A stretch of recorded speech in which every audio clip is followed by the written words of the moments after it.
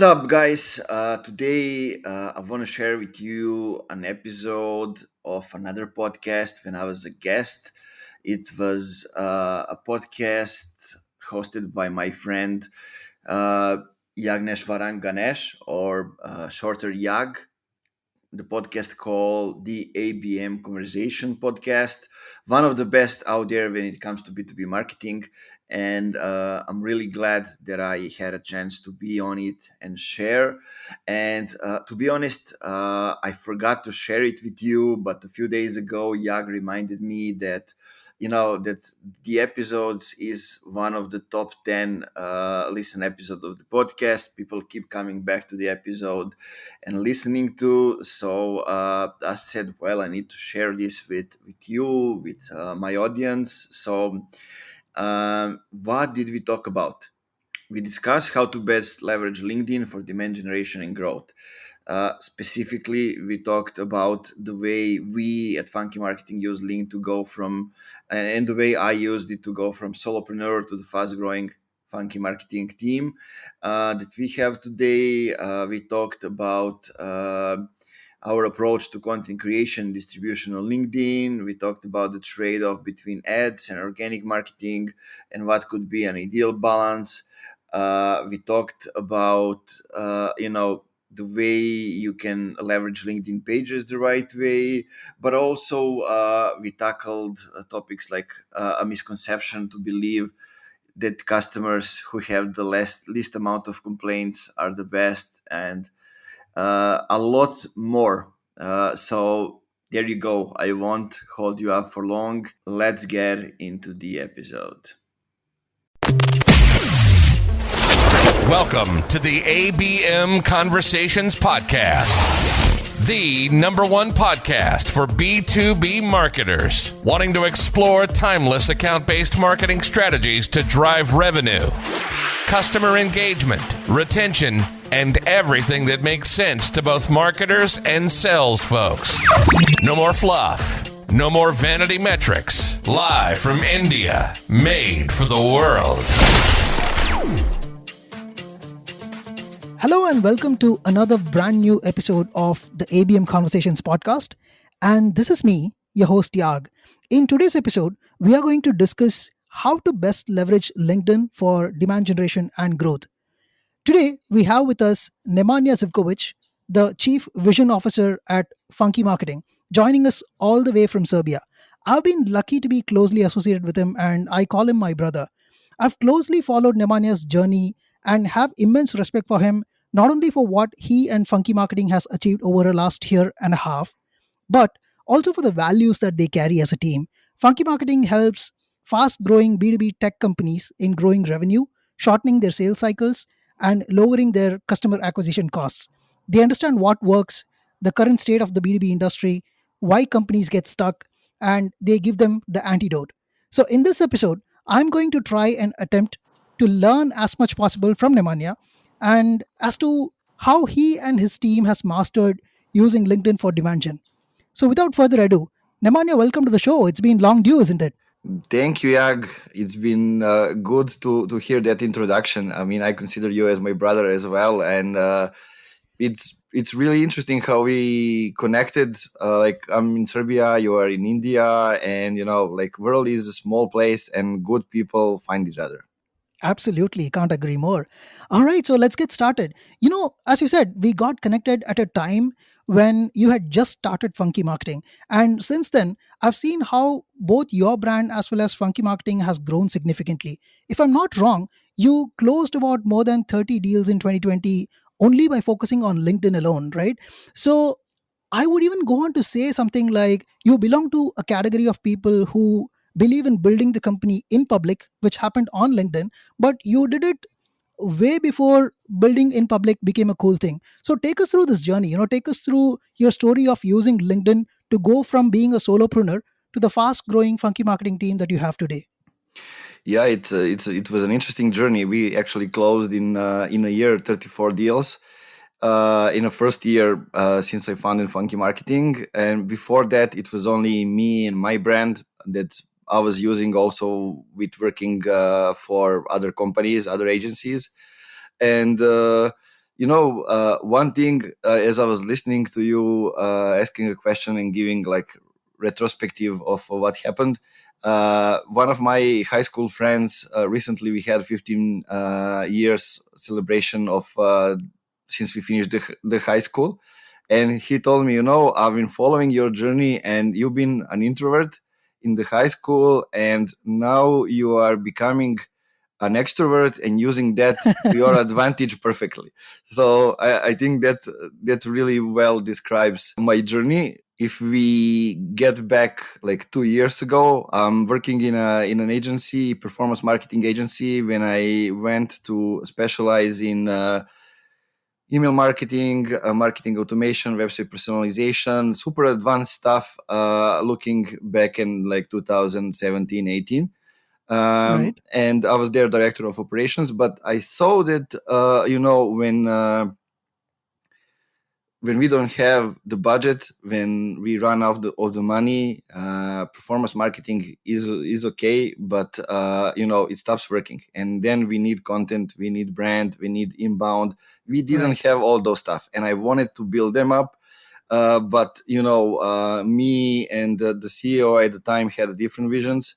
I tried to implement all those things that I'm doing in funky marketing now. So it's not something new for me. I tried doing it also in like 2015 in a different agency. When we are using employees with giving them the voice and amplifying what they are good at to get referrals, get more visibility, get more reach, and get to the ideal clients faster. But for different reasons it didn't work. Either we didn't hire the right people that have that kind of the mindset, because it's not working when the CEO tells them to do so, right? They need to have the right mindset.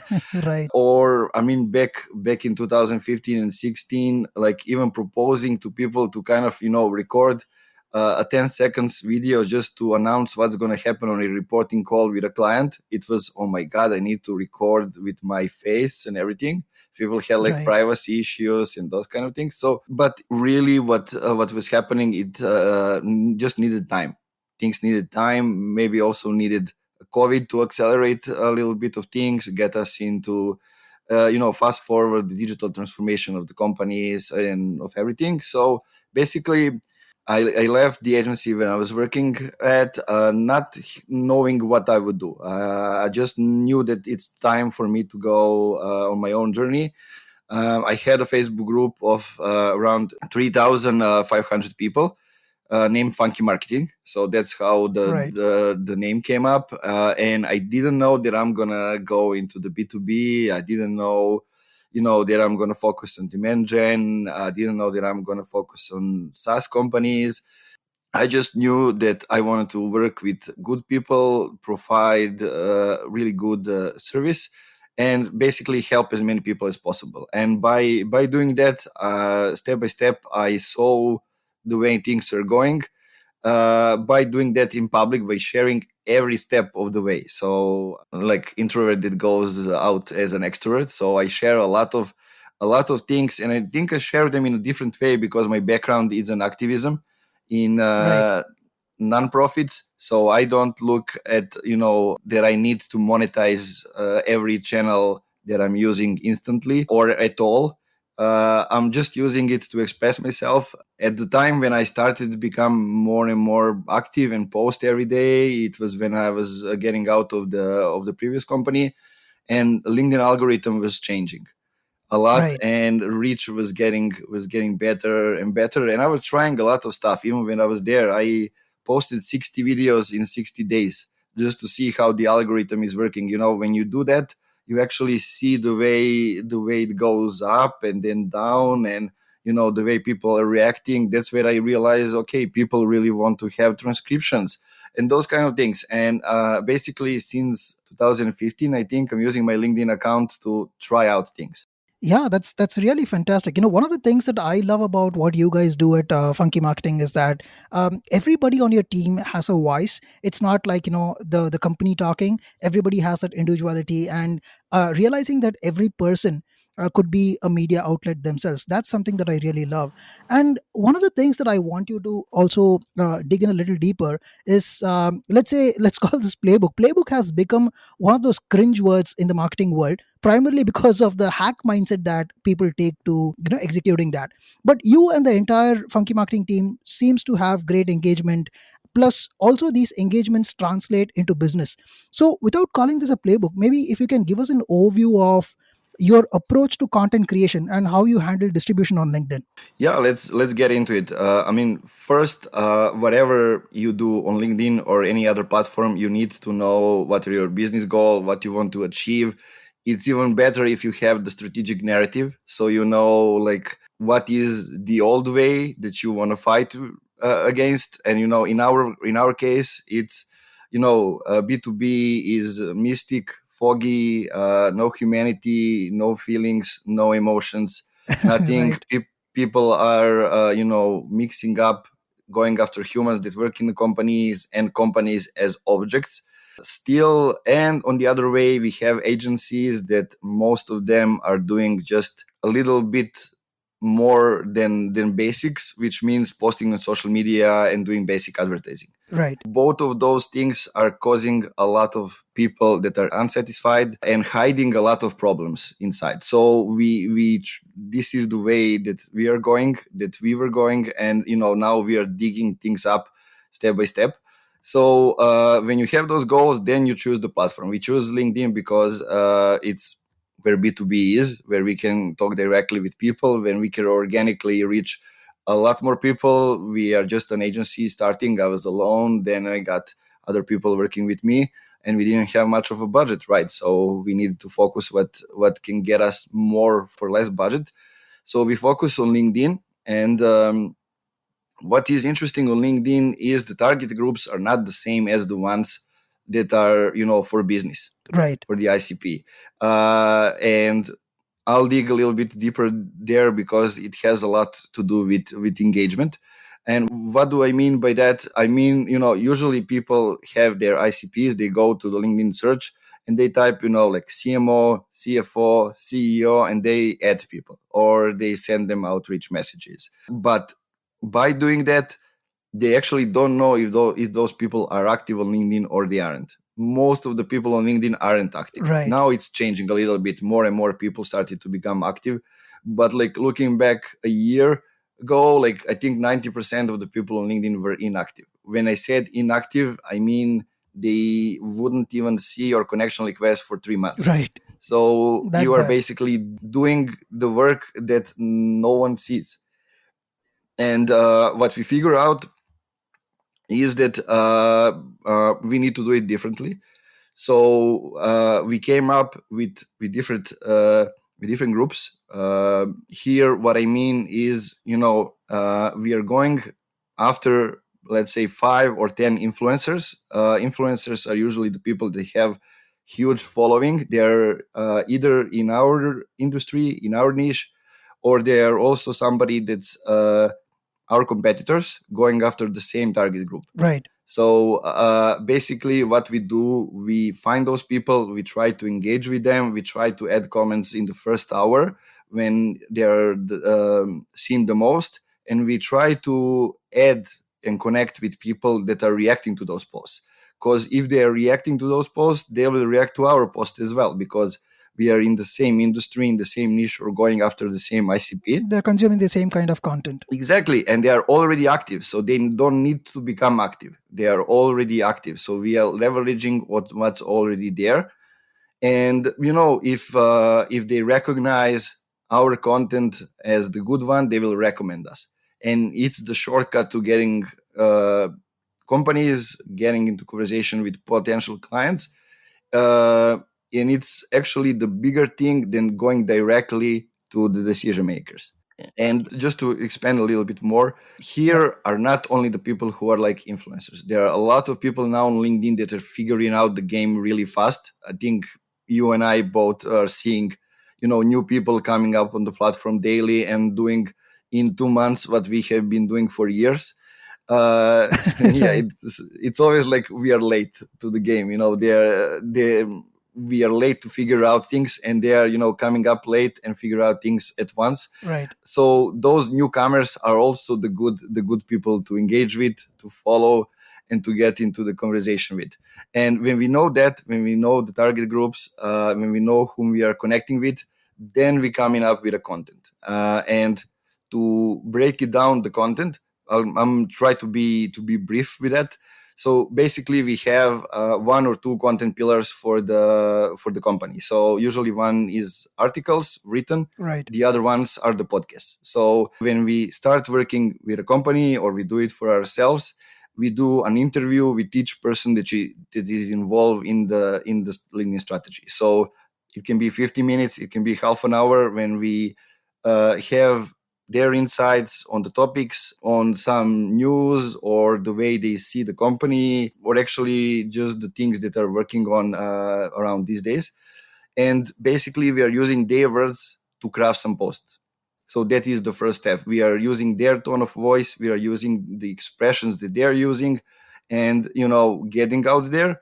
And it's the most authentic thing that we can do, because usually decision makers, C-level executives, they're short on time, and they don't have time to come up with a post, to look at them. But this way, when we record them and use the transcription to kind of get a post, it's a shortcut. Then we use the articles. Usually the company have articles on the blog that are forgotten, that are written very well for the SEO but not adapted for the social media. Right. And so we do exactly that. So yeah, basically we use articles and craft them into different kind of posts, text post with the visuals for the company page, or some LinkedIn decks. So different types of posts, and we use that to distribute it through the personal profiles on LinkedIn.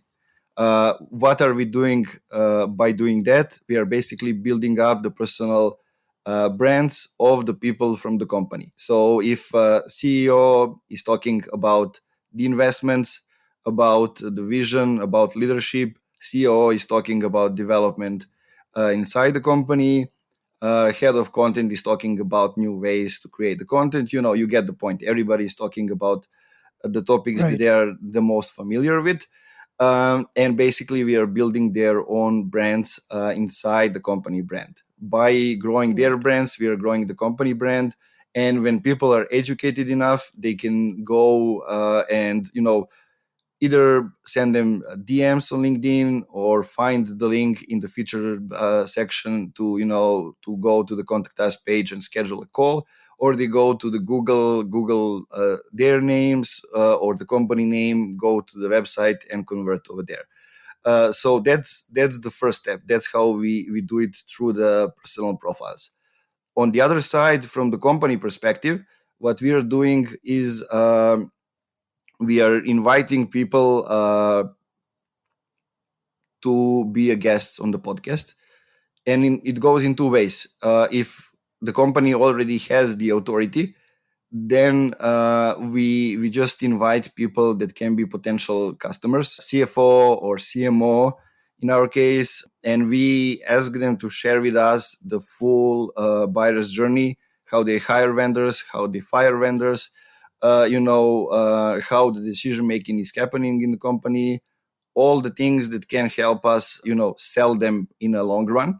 Right. But we are not trying to sell them right away to the podcast. What's interesting is then we are sharing with them the recordings of the podcast. We are coming up with 3 to 5 short cuts from the podcast. So we are sharing that with them as well, with copy and with everything. So they don't have the effort to actually post it. We post that on the company page, we tag them, and basically we grow the company page by focusing on growing the personal brands of our target customers. Right. So while we are doing that, we are also, through the personal profiles, connecting with other people from their companies, so the content is more visible to them. And basically it's a start. It is where the relationship starts, when everything starts working, and this is where things are started to be interesting and to grow. Right. So what I love about what you described is, it's a very natural process which is not pushed, it's organic, but at the same time, when you don't push somebody and you build a relationship, things naturally transcend over a period of time and people start to have those business conversations with you. Absolutely love that. But when I think of funky marketing, there are two things that I often think of right off the bat. Those two are demand gen and RevOps. And why it stands out to me is because very few agencies are ready to take ownerships of these two functions. Having worked with agencies in the past, I can definitely tell the difference between the ones that will send you a standard report and invoice at the end of every month, and the other set of companies like yours who will take a stand and say something like, hey, yeah, you know what? You have X, Y, and Z broken. Let's fix that first before turning the tap on the ads. So, one of the major problems is that very few companies know who their best customers are and what really is working for them. So, I mean, even knowing the kind of customers that they want to double down on. So, how do you help them figure that out, especially in B2B SaaS? This is a good question that yeah, you sell it right. A lot of companies don't know those things, and to be honest, we try not to work with the companies that don't have those things figured out. We try to we Right. try to get to the next step. That's one of the things that I love with funky marketing. You always say that, hey, I'm very clear about what kind of customers that I want. Yeah, I mean, I'm gonna be honest here and say that we at the moment we don't work with our ideal customers because we are based in Europe and we can not a lot of companies are investing in advertising, don't have Right. that part, so they focus just on on content or organic or inbound, but they don't focus on advertising, no matter if it's distribution of the content or if it's lead generation or if it's just promotion of the webinars or something else. Right. It's coming up in the later stages, and that's why it's a little bit harder because for us to really shorten up the sales cycle and move things forward while also building up the inbound, the content, the brand, we need to distribute the content through the ads so we can fast Right. forward things, and so we can say, okay, 20% of the revenue is coming from us, we are responsible for that, but you need to provide the budget for the advertising, for everything, so we can actually distribute the content to the right people and fast forward the consumption. And it's hard, those things are hard, Absolutely. as Can't hard agree more. to get, because usually the companies are like they're choosing between content and inbound and advertising, and it's not one or the other. You need both. And what's wrong is that they think, okay, we can get this through the advertising, but if you invest in content and inbound, it's cheaper. What is interesting that after a month, when they start paying, they forget that you cannot get results right away from the content. Yeah. Sometimes yes, but those are not the results that you can get with the advertising. Right. So they mixed up the two of those, and then they say you don't have results. But well, we were talking about different results, and also not knowing what are marketing results, what are sales results. Those are all things that we are fighting all the time. Right. And some old ways of looking at things and of doing the things. We do a lot of education, talking with companies and working with them. And when we start working with companies, what we do first, if the company has already been doing marketing, we check what they have been doing. Right. We check the analytics, we check the CRM, we check the advertising, we see what have been doing, what has been working, what didn't. If they have like 3 out of 10 leads that are coming, if the 3 are inbound, we check why those 3 are converting, how they are different from the others. And when we find out that, then we go, then it's easy, we put the gasoline on it and we know which way to go. Right. But usually, as you said, companies forget about that first step, the analysis and the overview of everything, and they want us to go fast to the advertising or to the content. Right. No, like, to quote them, but can we go straight to the content, straight to why do you need to know those things? Well, we need to know those things because, like, in A lot of times when you take a look at the sales cycle, if we ask certain questions, we see that a lot of companies don't really know what even the sales qualified leads are, sales accepted leads. Those things companies don't know that. Right. We can nerd about it on LinkedIn and talk a lot about it, but companies, they didn't even think about Right. those things. Sounding smart on LinkedIn is a totally different game. Yeah, and that's why I figure out a lot of them are investing in totally different things, measuring a lot of different things. Like a situation which is very common is that a lot of companies have a great traffic and they heavily invest in it, but when we go deeper, we see that like only 3 or 4% of the trials are converting to the paid users.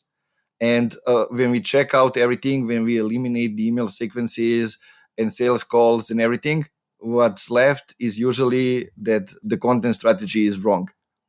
Usually companies are going after high volume keywords and not going after the people that have keywords that have the buying intent, not going into creating new demand but using only the old ones. But why they are using that, why it's happening? Because they are unsecured.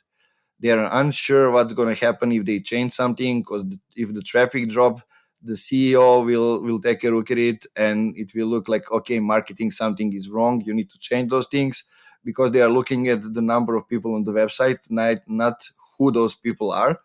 Or in another way, something that you and I talked about a lot in the past, if I remember well, it's the investors. Right.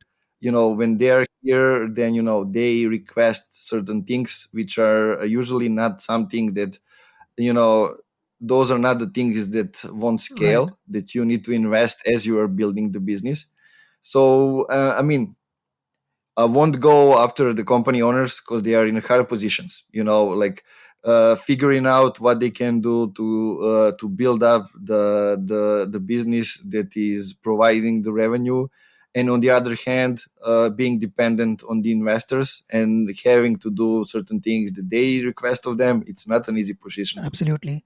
No, one of the things, like, I love the way you explained the balance between organic and pressing up on ads and things like that. But what makes you go and tell a company that, hey, you know what, these are the best customers and these are the ones that you need to double down on? Um, Basically, when you check out and you see which ones are getting you actually the revenue, the results.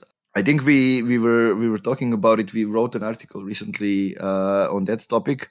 When you look at it, it's not the best customers are not the ones that are spending with you the most of the time. It's the ones that are most profitable Right. for you.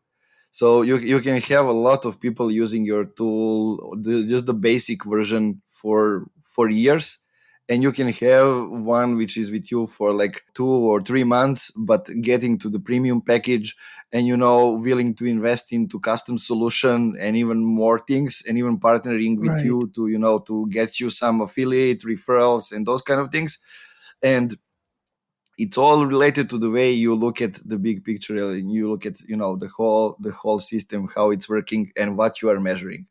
So we are measuring a lot of things, and usually when you are measuring a lot of things, those are the things that are not important. And when you ask somebody who is decision maker, what's important to you, they will tell you only a few things. They want to have at least one thing that will tell them that everything is going well, or if something is going wrong, they need to just one thing that will tell them if the things are going wrong.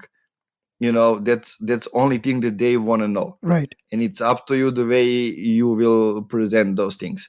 But a lot of the things are in not complicating things and saying it in a basic way, also related to the content on LinkedIn, related to the way we look at the customers, related to the way we are communicating things.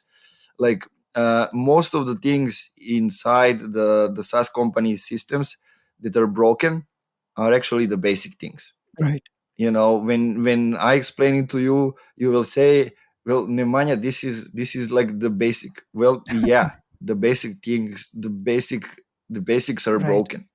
the system is broken and people don't want to get into heavy conversations and change things because it's easier to look at on the other side.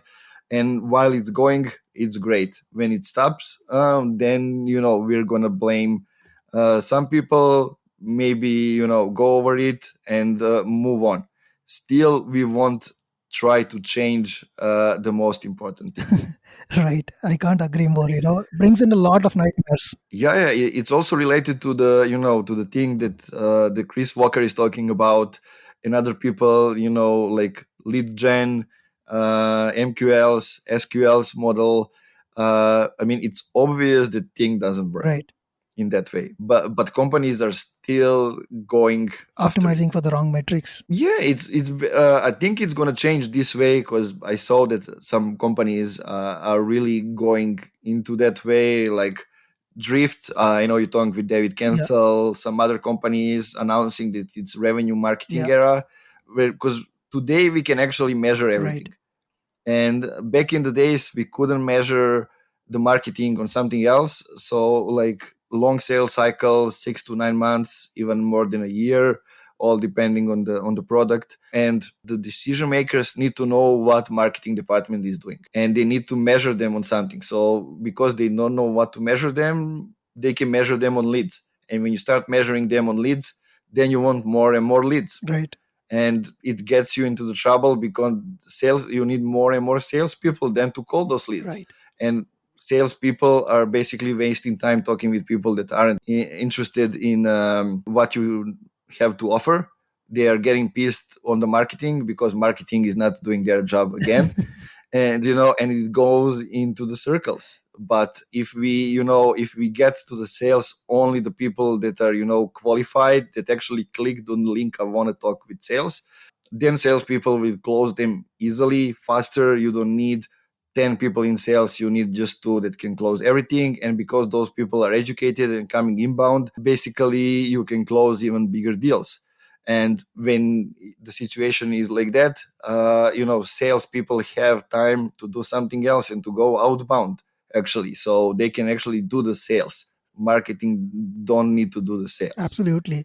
And also a big validation for outbound that I've very clearly seen in my experience is that the more you outbound you go, you get bigger deals, and the more inbound deals come, these are usually smaller deals. So the control on the kind of deal is very different from these two.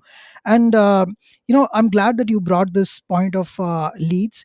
One of the things that I recently did in my company was that we had an ebook that we launched, and on the same day we had about 300 downloads. The first thing that I did was reach out to my AE and tell her that, hey, please don't reach out to any of these people.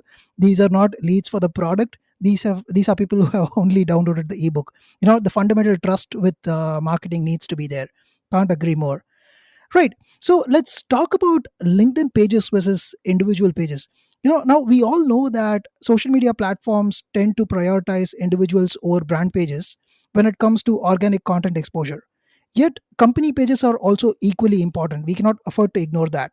And it's oxymoronic to notice that a lot of agencies ignore their own LinkedIn page and say that their best efforts are going in helping their clients and not themselves. To me, that is BS in capital letters.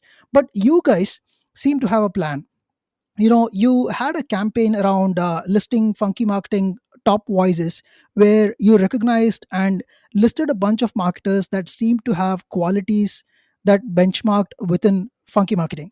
So give me a rundown on a few ways that you can leverage LinkedIn company pages in the right way.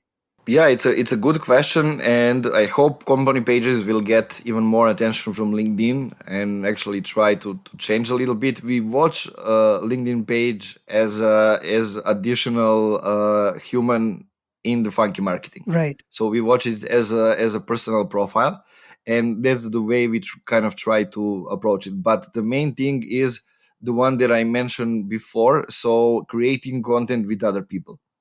Right. So that's how basically how you get engagement. That was the idea behind Funky Marketing Top Yeah. Voices. We wanted to get a couple of you guys, and to create different kind of content with you. We did short interviews, we did podcasts with all of you, based on that, we had a couple of quotes, we had videos with transcription, Repurposed in we several had formats. Yeah. and basically we are still using that content. We are Yeah. still coming up with the quotes from that, and it happened in December. Right. So like 5 months after that. Also, what's good for the pages that I found is doing things that are creating content and posts that are similar, like tweets. So being short, being informative, and getting, it gives you kind of the edge to be a little bit provocative and to be a little bit salesy. Right. And by doing that, you can even come up with the gifs. No matter, gifs are giving you the leverage to be more free. Right. you know you can go and check it out, this is, and say openly, like, this is the bullshit. Don't do what these guys are doing. Do what we say that you should do. Right. And you come up with a gif that lowers down the tone Right. and eliminates the rant and everything that you had in that post.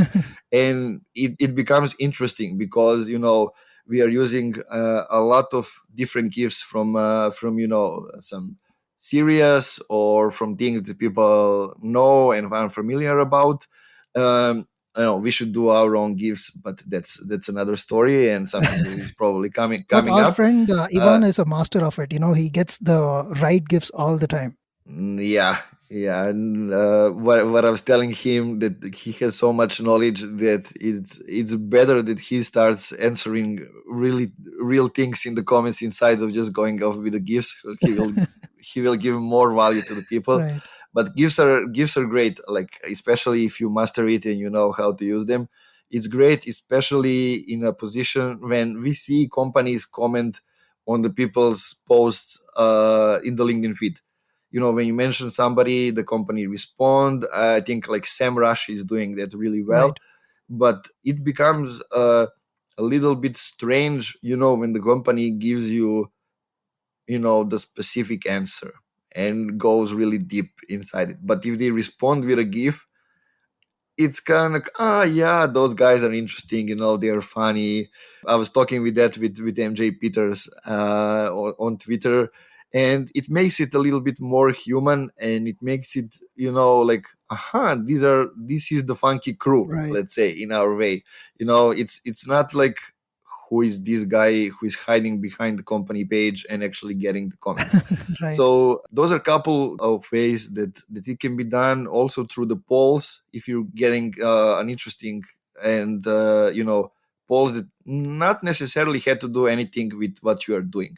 I think this is clear, something that we need to clarify, that if you want to really grow your page, you need to go outside of tech, outside of what you are doing, and go into some other directions. Like Gong did that really well. I think last summer during the pandemic, they hosted parties on their LinkedIn company pages. Right. When the party was on Zoom and people were commenting on the page, like even Tupac 50, having the lyrics and everything. And it was crazy, looking at it, like nobody has done it before in that way. Right. And, but it's not for everybody. Not every company can or should do that, because it gets you out of your tone of voice, out of your comfort zone, and out of everything. But I will use a chance here to say that companies, especially into the finance, into the deep tech, they need a personality, and they need the tone, and they need this. Right. Even though a lot of them will look at me, in a strange way and say, what this guy is saying, this has nothing to do with us, this is not us. But based on that, they will never get engagement. You don't see financial companies getting engagement on LinkedIn. You don't see companies that are in deep tech getting engaged on LinkedIn. It's because they don't customize their content and lower it down to the majority of people. Yeah. I remember a post you did on similar lines saying that, hey, we are above you all and you guys don't understand, and something like that. Yeah, it's happening a lot. I mean, we are talking with those companies, we are inside them, and we see how the things are going. because they are working with deep tech is something that that they can explain. This is important thing. They can explain it through the LinkedIn decks, through the gifs, through the videos.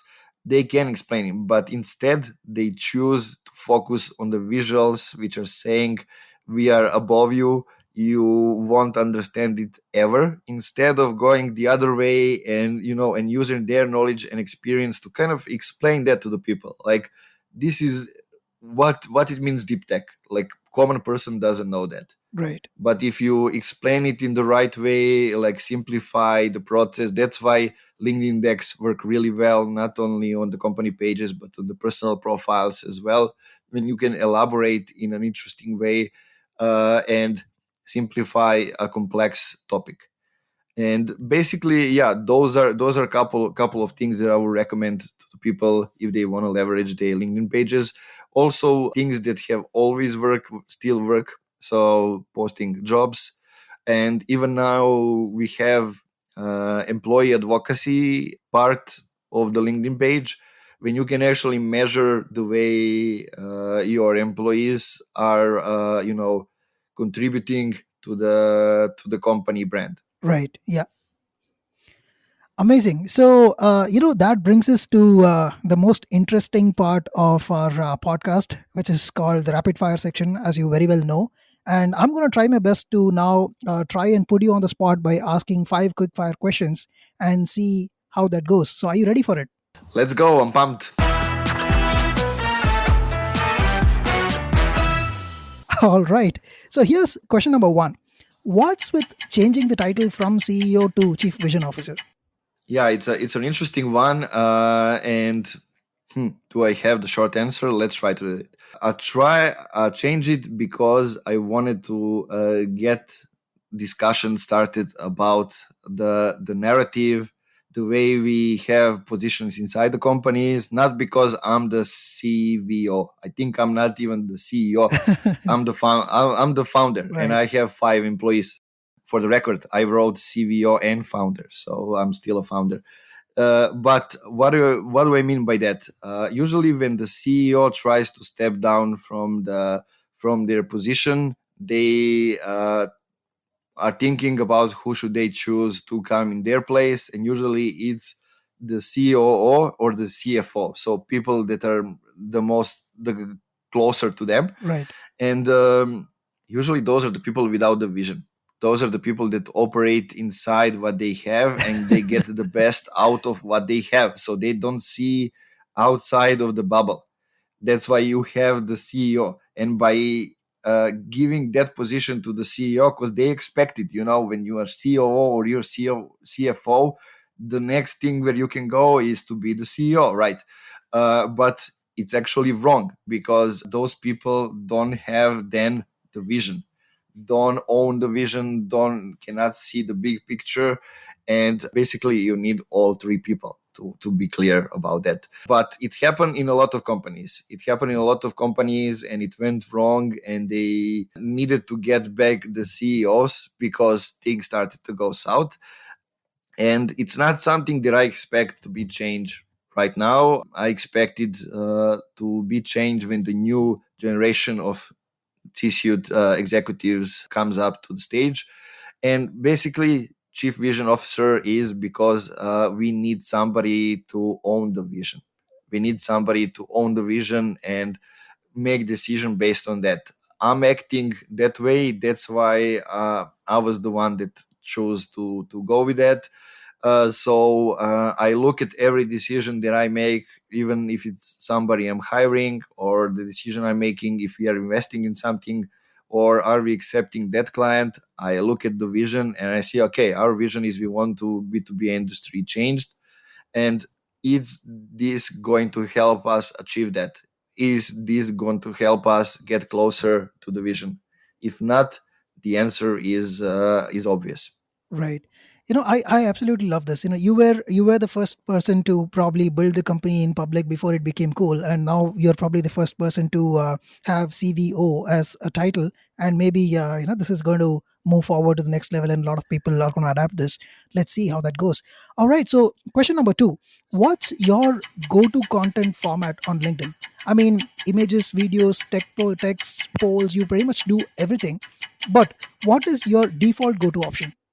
Yeah, it's always content, and I'm always teaching people in the company first to learn how to do the copywriting. I think it's the most essential part, and that we need to know how to express ourselves. So yeah, it's content and writing things. It has always been, something the way I used to express myself even before I started to getting into marketing.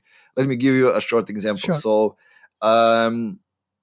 We were trying to organize a festival in my hometown, a music festival on the old stadium that was about to be um, uh, the new one is about to be built on that place. Right. So and everybody else got the location, got the permission to do it. We didn't get the permission. My father was working in a home of culture, so Right. the institution that approves that. So I got really pissed off, and I go to the Facebook and I wrote basically an essay elaborating everything and mentioning all the people involved in it from every institution, including the mayor. And in like 3 minutes, I had my father calling me saying, Mayor saw the posts, called the director of Home of Culture. He called my father because he's working for him and asked him, what the hell is your son doing over there and writing? So my father called my mother. So my mother called me after, and it all happened in 3 minutes. So, and yeah, we got the permission to organize the festival and everything. And they were like, "Oh, we need to work together in the future." Well, okay, but be fair. So I saw what the written word can do. What is the power that it has. So from now on, I mean, things can change. Videos can change. Not everybody can do the video. Not everybody can do the audio. I'm lucky that that I'm outgoing and that I can do those things. But text is always the first thing. Absolutely. From word to movement, that's fantastic. All right, so here's question number three. Something that you said recently resonated a lot with me. You said something like, trust is built even before we jump on a sales call. So, can you expand on that? Yes, exactly. That is a good thing. Thanks for bringing this up. As we talked about text, we talked about the content. We do all those things to build trust. Because as an agency, we come to the companies and we are already in a big minus because they have been working with 2 or 3 agencies before and they have failed them. They don't have much trust in agencies overall. So, by doing that, we are going from that deep minus to at least zero up to the moment when we start talking with the customers. Right.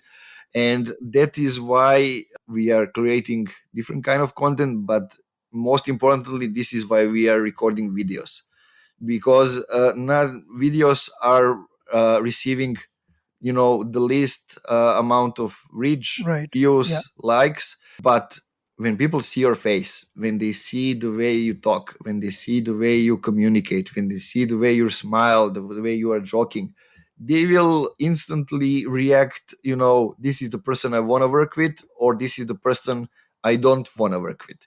But it's the trust moment when they get to know who you are. And that's why we are doing also LinkedIn Live twice a week on LinkedIn, because people can see if we know something or we don't in a live stream Absolutely. or in a video. Everybody can replicate something. Everybody can post as they are these days. Other people tweets on LinkedIn, or use other people's visuals and photos. But if you live stream something and you elaborate, or you create a video when you talk about the things, they can see if you know what you're talking about or you don't. Yeah. And it increases the trust. I may not receive tons of likes or comments, but I have people reach out to me in the DM and saying, I was listening to you, I resonate with that. Not many people are that open talking about, about the issues, about the problems, about the way they see the industry. They want to change things.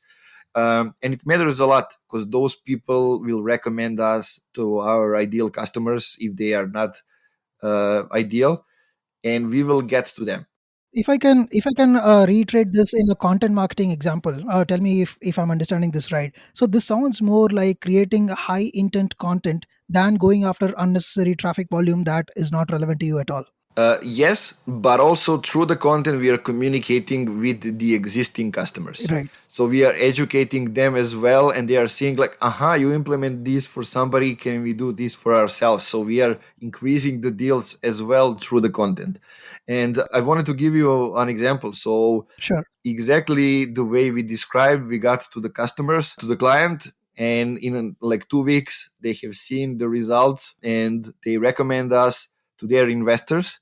So it's like 5 or 6 potential new clients, and also to the women who is like the queen of VCs in Turkey, because the company is based in Turkey, and now we Nice. are talking with her and with 6 other companies from their portfolio. Wow. So it's like 11 potential customers from one happy client, and we have been working with them only for a month. Wow. So that's what I say, because it's not, they just, confirmed the trust when we started working with them. They got the trust before they start working with us, because they've been following us for a while. And then, when we start working with them, they just confirmed it and then say, okay, you're helping with us with that. A lot of companies have problem with inbound, with content. We're going to recommend you. And this is how it's go. Amazing. All right. So here's question number 4. What are the 3 or 4 maybe martech or sales tech tools that you cannot live without? Oh, that's always interesting. I'm trying to live without any of them, but I'm making fun of with my team. That I'm gonna replace them all with AI one day. Okay. So let's go. I mean, we as a company we work in a Basecamp. So Basecamp, because it's simple. Right. I like simplicity. They don't have anything that is not useful. So only 4 or 5 options. That's enough for me. Buffer, Okay. because I like to schedule posts Yeah. and come up with a lot of them. Even though if sometimes I just use them and I take the content from the buffer and post it myself. Okay. And I would have to say Conversion AI recently, Right. because it gave me the new ways of creating the content. Writing your copy. Yeah. I forget to tell stories inside the content Right. the way that it allows me to do. So not the way that I'm using it to write the content for me, but inspires me to do something else and to innovate and to constantly do some different things. And number 4 is I don't know if it's a tool or whatever. It's Spotify, Right. Yeah. because music is important. That's it. Absolutely. Amazing. Love that. All your choices are different, but at the same time, I agree with most of it. It speaks to what you do on LinkedIn, how you generate demand, and all of that. Love it. All right. So here's the final rapid fire question. This is based on another truth bomb that you threw in recent times that goes like, it's a misconception to believe that consumers who have the least amount of complaints are the best. So, what is that all about? Oh, yeah, that was interesting. It was from the article that I mentioned before, and those that complains the most are not necessarily the bad customers. Right. They can be the best one if they care the most sometimes. Right. So you need to dig deeper than that, because people say like, oh, these guys are complaining, they are not for us, but usually they can be, and Right. they can get you even further because they care and they saw, we actually need this tool. Right. If they can help me get these two features to work a little bit better with us, we can even get the bigger deal, and we can use it in a different way. So those are all simple things that are important to look at. I mean, basically, this was the article how to find your best customers, and it's just one of the four ways that you can go and do it. But it's interesting because it's one of the things that we already mentioned that SaaS companies, especially because we are working mostly with them, they don't get deeper into analyzing the customers, into analyzing what people are doing, into analyzing behaviors, especially because for me everything is psychology. Right. Marketing is psychology, looking at the customers is psychology, because and that's interesting. One of the things that is really hard to do for the companies when we are going in that way, sorry for taking a diversion over there, is one of the problems that I'm seeing is that companies don't know how to reach to the customers that are not satisfied, or they Right. cancel the trials. Right. They don't know how to reach out for them and get the feedback. They get the feedback from those that are here and Right. that are satisfied. Right. But those that are not satisfied, those are the ones that can be either ideal customers or the ones that have the feedback that can help the company really figure out if they are doing something wrong or no. Right. And investing in that is really good. I see companies have only like product managers that are doing only that, calling customers Right. just to get the feedback, just to get out of it whatever they can, and they can go back and keep building the products. Right, right, absolutely. That's amazing. You hit all five questions out of the park. That's fantastic. All right, so we are coming towards the end of the show today. And before I thank you and let you go, I want to ask you if you have a parting message that you would like to share with our audience. We have all SaaS marketers and SaaS salespeople here. So this is your moment. Yeah, that is interesting, and I was thinking about it. I don't have the right message or the right question. The only one that I have is actually the advice. Sure. Stop everything that you are doing and think for a moment. Look, analyze. Don't do anything for a couple of days. Analyze things. If you are a decision maker, go to the webinar your team is implementing. Subscribe to your newsletter and read or listen to what they are doing. See if it resonates for you. For me, it was resonating, and it helped me a lot. It helped a lot the team when I did that, because I was the guy who is saying, our customers really reacting to that? Is the CEO really gonna open the email with that name? Or those kind of things. And I think these are the things that got the companies like Salesforce or other big names really going, because the CEOs and decision makers are willing to take additional efforts and really go and analyze the things. Sometimes it's better to stop everything, and maybe the only way to see how some things aren't working.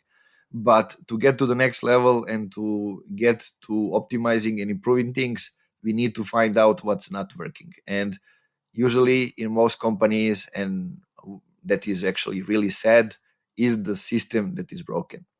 But it needs to come from inside the realization that this is the case. That's a beautiful message. I absolutely love that. And I'm sure that this message is going to resonate with a lot of people. Thank you so much, Nemanja. This was fantastic. And if the listeners of the podcast want to get in touch with you, what is the best way to connect with you? Yeah, I'm everywhere. Nemanja Zivkovic or Zivkovic, everywhere, or funkymarketing.net website. That's it. Amazing.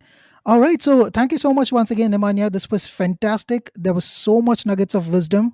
So this is fantastic. And for the listeners, that's that from us this episode. And until we connect with you the next time with another guest and another wonderful topic, this is bye from me, Yag. Have a good day and take care. Thanks for listening to the ABM Conversations podcast. Make sure you subscribe and share your comments with us. We're constantly looking for your feedback, thoughts, and suggestions to make the show more relevant to you.